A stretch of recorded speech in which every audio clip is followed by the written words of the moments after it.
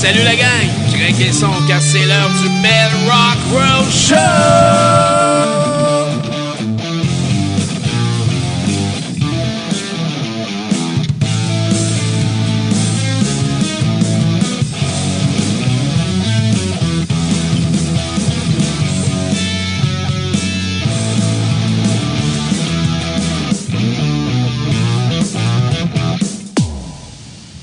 Bonjour Soulé, on est en direct aujourd'hui du Rockfest pour la santé mentale. Ça va bien? Ça va très bien.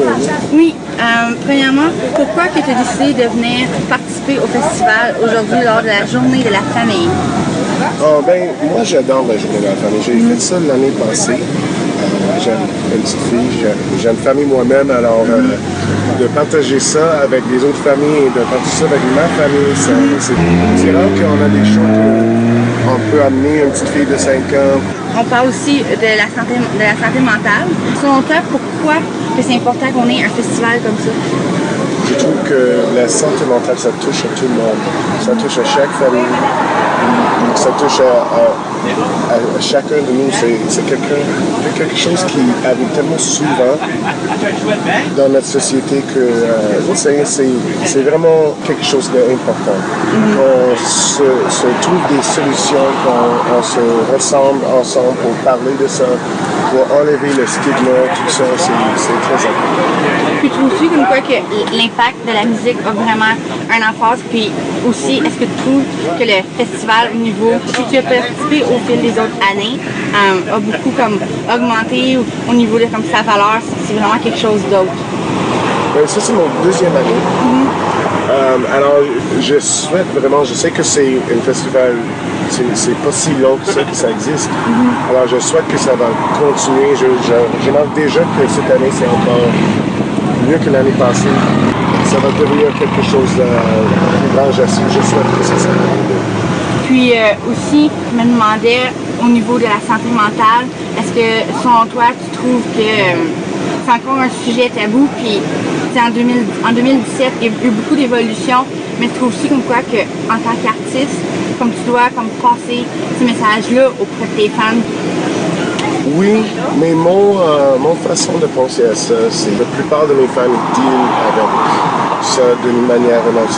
C'est soit eux-mêmes ou c'est quelqu'un dans leur famille, dans leurs entourages qui deal avec trucs de santé mentale, soit dépression ou anxiété ou traumatisme, des choses comme ça.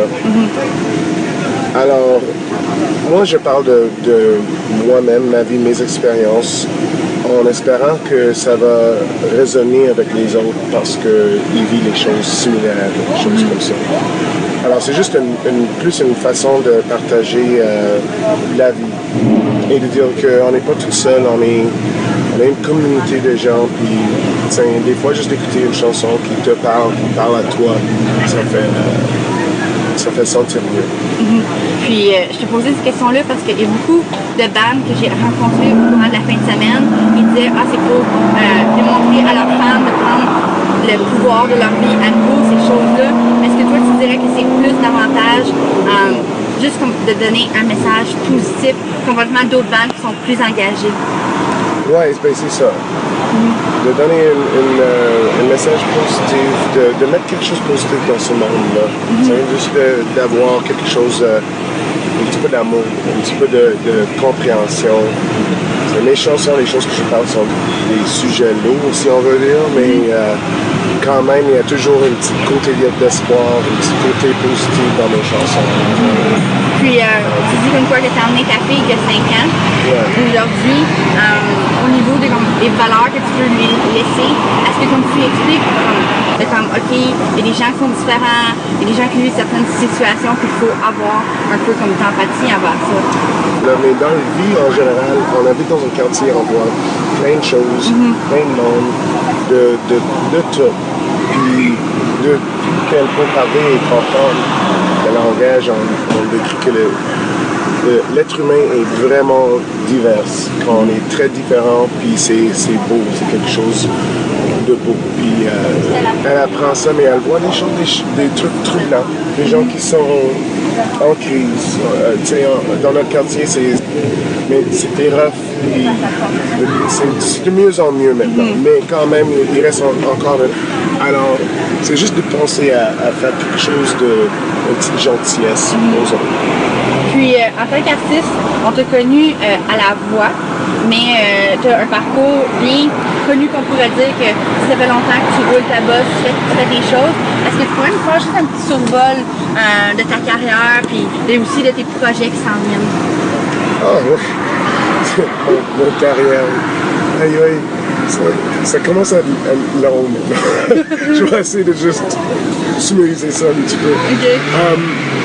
Alors oui, j'ai commencé à 20 ans professionnel métier, puis j'ai fait beaucoup de...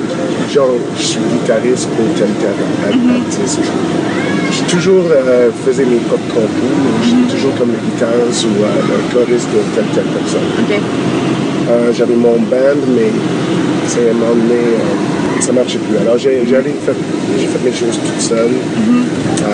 J'ai fait des compos pour films, télévision, tout ça. Puis éventuellement j'ai rendu où j'ai là j'ai décidé que si tu veux faire une carrière de musique, il faut choisir soit que tu es un musicien pour les autres musiciens, les artistes, ou que tu sois un artiste toi-même, que tu écris tes propres choses, ou si vous êtes... Alors j'ai décidé, je veux vraiment être compositeur auteur et artiste qui joue sur les scènes. Alors, pour se rendre où ce que je voulais être, j'ai décidé, pousse-toi comme artiste, et après, c'est comme un vague, et après que la vague gagne, tu peux aller faire d'autres choses, vivre ta vie en obscurité pendant que tes chansons sont très connues. C'est un rêve, mais... Est-ce que tu as sorti un album? J'ai sorti des albums avant, mais j'avais pas les budgets pour faire le bon marketing et tout ça. Alors, cette année, j'ai gagné une bourse, une grande subvention de Factor, qui est comme Musique Action. Et c'est une très bonne subvention, quelque chose qui n'est pas facile à atteindre. Et maintenant, j'ai un budget. Alors, l'album que je fais maintenant va être supporté avec un publiciste, une équipe derrière.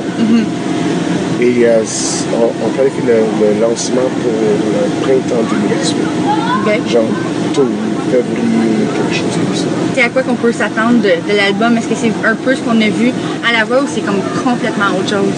Je pense que c'est complètement autre chose. Moi, quand j'étais jeune, quand j'étais à l'école secondaire, j'aimais beaucoup le rock, beaucoup le folk et beaucoup comme rock country, rock folk, les choses entre deux. Comme CCR, comme Neil Young, Crosby, Stills and Nash, tout ce genre de musique, ça m'attirait beaucoup. Puis avec ça, les Rolling Stones, Led Zeppelin aussi a un côté un petit peu country aussi, folky, mais aussi rock. Alors, j'étais vraiment comme formé par toute cette musique-là. Ça va être un peu comme un mix de tout. Un mix de tout, crossover si on veut. Puis au niveau des compositions, est-ce qu'il y a des nouvelles compositions qui sont sorties ou c'est comme des choses que tu avais déjà décrites dans tes tiroirs? Les deux. Les deux. Il y a des nouveaux, mais même les vieux tunes que je comme sont pas des tunes connues, mais le reste c'est nouveau. C'est du nouveau stuff, c'est comme une nouvelle aventure qui s'en vient pour toi. Ouais. Puis au niveau de nouvelle aventure, j'imagine que tu vas faire une coupe de spectacles pour roder comme ton album, donner un petit peu un avant-goût ou tu es vraiment en studio seulement? Non, je vais faire des shows live aussi. Moi, j'adore jouer live, puis c'est un petit peu une partie de ma life de commence. C'est super intéressant parce que comme d'habitude, quand on sort un album, c'est juste, on fait l'album, on le promo, puis on sort les singles à la radio, puis on part en tournée. Mais là, le fait que comme tu veux mixer une vibe live, qui est aussi une vibe un peu comme en studio, c'est vraiment différent. Ouais, c'est un petit peu vieux comme genre, comment c'était fait dans le temps. Tu sais, le studio était fait pour enregistrer ce que les musiciens faisaient live. C'était pas comme, c'est devenu avec le temps, genre un autre instrument pour changer le son, pour vraiment comme, dans des montages de son, c'est un petit peu un retour à ça. Okay. Puis, je vais te souhaiter vraiment merde pour ton album qui va sortir, comme tu as dit, en 2018, au printemps. Puis aussi merde pour le show d'aujourd'hui. Je suis sûre que ça va être excellent. Puis en dernier, j'aimerais ça savoir vraiment saoulé, qu'est-ce que ça signifie. Puis aussi, si tu aurais à dire un mot pour décrire le festival ou le vendre pour que l'an prochain, si toi tu reviens ou d'autres artistes reviennent, ça amène encore plus de public. D'accord. Premièrement, le nom Soulé, c'est diminutif pour de Suleiman, qui est une version de Solomon, en fait. Alors, le roi Salomon, c'est mon... je suis nommé après lui. Je suis fier de le nom, c'est mon père qui a choisi. Je pense pas qu'il savait même qu'est-ce que ça veut dire quand on a choisi, juste comme le son Soulé. Mais c'est une version genre africaine, la façon que c'est écrit et tout ça, c'est une version africaine de mon nom Solomon. Et ça signifie la même chose. Le nom Solomon, ça veut dire sagesse, puis Soulé, ça veut dire la même chose. Par rapport à le festival, ben, c'est tellement une belle gang de personnes ici. L'année passée, on a passé une très belle journée. Tellement une belle journée que je voulais revenir cette année. C'est moi qui a arrangé que je voulais revenir. C'est comme Roger, je suis intéressé à refaire le festival encore cette année. Puis il dit OK. Alors, si moi j'ai demandé de jouer ici, imagine, c'est pour l'année prochaine, bien 3 ans, passe une belle journée comme tout le reste ici, profitant de la belle gang. Est-ce que tu aimerais rajouter quelque chose avant que je te remercie, je termine l'entrevue? Non, je pense que j'ai tout dit. Non, c'est correct. Donc, je voudrais te remercier d'être venu nous voir dans notre petit coin entrevue du Man Rock. Puis ça, je te redis merde encore pour tous tes beaux projets, puisqu'il y a un bel avenir qui t'attend. Donc, merci. C'était Mishka pour Mel Rock World Show. Châtelet-Léa, bientôt je prends le train. Dans la pluie de petit matin, est-ce que tout le monde peut voir mon chagrin? Je veux chasser mon vague à l'âme, déposer les arbres, essuyer les larmes. Il est temps de passer aux aveux et se regarder dans les yeux. Dieu qu'on mérite mieux, si seulement on cessait le feu. Cessez le feu. Je tourne au revolver, cette guerre n'est pas un jeu. Il n'y a pas de vainqueur, mais que de cœur furieux. C'est l'heure des adieux.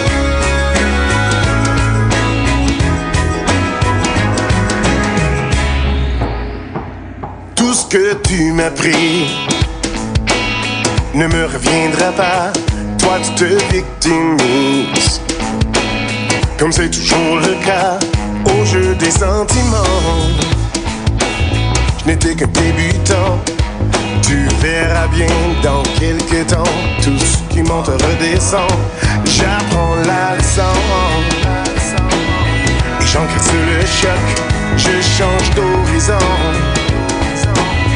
Avant que je ne suffoque, Dieu sait que je vois notre union solide comme le roc. Et au cimetière des amours d'or, nos histoires se disloquent. Je veux seulement plus de haine, plus de peine. Vois-tu tout ça nous mène? Ça c'est le feu. Je tourne en revolver, cette guerre n'est pas un jeu. Il n'y a pas de vainqueur, mais que de cœur furieux. C'est l'heure des adieux.